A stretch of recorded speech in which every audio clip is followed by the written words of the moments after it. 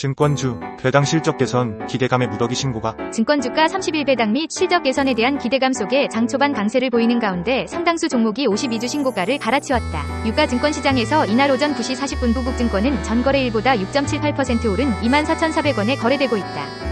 주가는 개장 직후 전장보다 9.85% 상승한 21,100원까지 오르며 52주 신고가를 기록했다. 최근 자사주 1,050만 주 추가 매입을 결정한 미래에셋증권도 같은 시각 전날보다 2.99% 오른 7,930원에 거래 중이며 장 초반 7,980원까지 올라 역시 52주 신고가를 갈아치웠다. 그 밖에 신영증권과 대신증권도 이날 장 초반 52주 신고가를 새로 쓴 상태다. 키움증권, 삼성증권, NH투자증권 등도 전날보다 상승세를 나타내고 있다. 최근까지 증권주는 부동산 프로젝트 파이낸싱 충당금 반영에 따른 지난 4분기 실적에 대한 우려 등으로 주가가 부진했었다. 그러나 악재가 주가에 어느 정도 반영되자 배당 절차 변경에 따른 더블 배당 및 자사주 매입 등에 따른 주주 환원 기대감, 올해 실적 개선 가능성 등이 부각돼 매수세가 유입되는 것으로 보인다. 실적 개선 기대감도 주가 상승에 한몫하는 것으로 보인다. 우도영 IBK 투자증권 연구원은 올해 1분기 증권업종은 전통기업금융 사업 부문의 실적 개선이 전망되고 지난해 보수적 비용의 기저효과까지 더해 양호한 실적이 나타날 것으로 내다봤다. 하나증권은 30일 정부가 추진하는 기업 밸류업 프로그램과 관련해 유통 분야의 저평가 매력이 부각되며 투자 심리가 자극될 것이라고 분석했다. 서현정 연구원은 유통은 대부분 오프라인 판매 업체들이다 보니 유형 자산 규모는 크지 않지만 구조적으로 밸류에이션 상단이 제한적인 산업인 만큼 저평가 받아왔다고 설명했다. 이어 최근 매크로 불확실성 확대,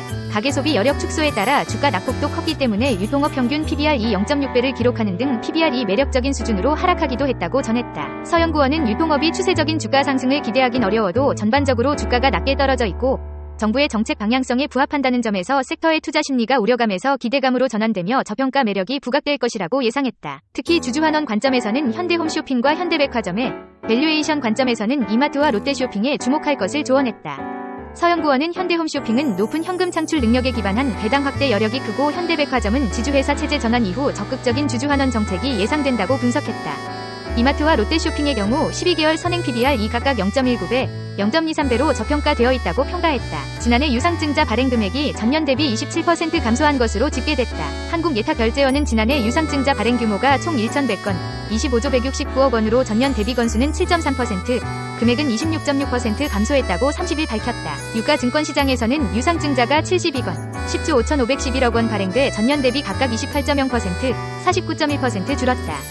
코스닥 시장에서는 유상증자가 282건, 4조 4,206억 원 발행돼 각각 29.1%, 47.2% 감소했다. 코넥스 시장에서는 64건, 1,876억 원, 비상장시장에서는 682건, 9조 8,575억 원 발행됐다. 유상증자 금액 규모가 가장 컸던 회사는 하나오션이며 다음으로 롯데케미칼, SK이노베이션 순이었다. 무상증자 발행 규모는 총 115건, 17억 6,569만 주였다. 전년 대비 건수는 45.0%, 주식수는 12.9% 감소했다. 유가 증권시장에서 17건, 코스닥 시장 61건, 코넥스 시장 2건, 비상장 시장 35건이 발행됐다. 무상증 자금의 규모가 가장 컸던 회사는 루닛이었다. 삼성증권은 패밀리오피스 전담 지점인 SNI 패밀리오피스 센터를 강남구 테헤란로 강남파이낸스 센터에 정식 오픈한다고 30일 밝혔다. SNI 패밀리오피스 센터는 2020년 삼성증권이 서비스를 시작한 패밀리오피스에 특화된 지점으로 운영된다. 경력 약 14년의 노련한 프라이빗 뱅커들로 구성된 2개 지점이 동시에 오픈한다. 삼성증권은 초고액 자산가 중 1천억 원 이상의 자산을 보유한 고객을 대상으로 패밀리오피스 서비스를 제공하고 있다.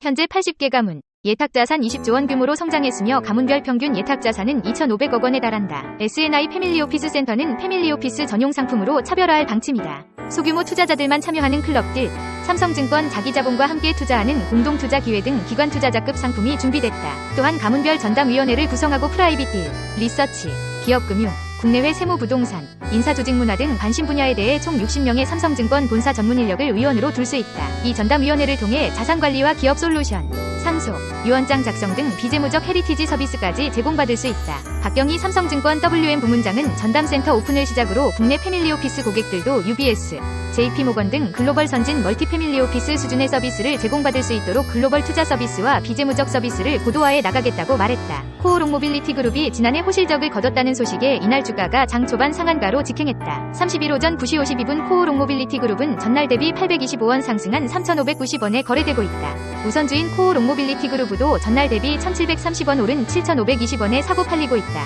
전날 코오롱모빌리티 그룹은 잠정 실적 공시를 통해 지난해 매출 2조 4,030억 원, 영업이익 450억 원을 기록했다고 밝혔다. 순이익은 194억 원으로 집계됐다. 코오롱 모빌리티 그룹의 지난해 신차 판매량은 27,584대로 전년보다 2.6% 증가했다. 인증 중고차는 전년 대비 9.8% 늘어난 3,923대를 판매했다. 고급 오디오 판매 실적도 최대 매출을 올렸다. 지난해 1월 출범한 코오롱 모빌리티 그룹은 BMW, 롤스로이스, 아우디, 볼보 등 프리미엄 수입 신차 판매, 국내 최대 규모의 사후관리 정비사업, 인증 중고차 판매, 시승 플랫폼 바로그차, 프리미엄 오디오 판매 사업을 영위하는 기업이다. 한국투자신탁운용의 러시아 주식 투자 상장지수펀드 상품의 상장 폐지 시점이 올해 연말로 또 한 차례 연기됐다. 한두운용은 30일 보도자료를 통해 에이스 러시아 MSCI ETF의 상장 폐지 효력 발생일을 한 차례 더 연기해 올해 12월 31일 이후 상장 폐지 효력이 발생할 예정이라고 밝혔다. 애초 이 상품은 모건 스탠리 캐피털 인터내셔널이 산출하는 러시아 관련 지수를 기초지수로 삼아왔다. 그러나 우크라이나 전쟁을 계기로 러시아 주식시장 리스크가 확대되자 MSCI가 해당 지수의 산출을 작년 3월부터 중단하면서 같은 달 2일 해당 상품에 대해서도 상장 폐지가 결정됐다. 당시 한투운용은 투자자 보호 조치의 일환으로 상장 폐지 지정일과 실제 효력 발생일을 분리해 올해로 연기했는데 이를 올해 이후로 한 차례 더 연기한 것이다. 한두운용은 상장 폐지 효력 발생일을 한 차례 더 연기한 뒤 투자자에게 추가로 분배금을 지급할 계획이다. 원래는 이 ETF의 스와프 거래, 상대방이 해지 자산으로 보유한 이셰어즈 MSCI 러시아 ETF이 지난해 12월 말 청산될 예정이었으나 올해 12월 31일로 1년 연기된 상태다. 투자자에게 지급될 분배금의 출처인 이하류S로부터 청산 대금을 받기 위해서는 이하류S 청산 시점까지 해당 ETF 상장이 유지돼야 한다. 한두운용은 지난해 3월 1차 분배금에 이어 내달 2일에도 이하류S로부터 나오는 2차 분배금을 투자자에게 지급하는 등 투자자에게 더 많은 분배금을 지급하기 위해 노력 중이라며 상장 폐지 효력 발생일까지 투자자 보호를 위해 최선을 다하겠다라고 밝혔다.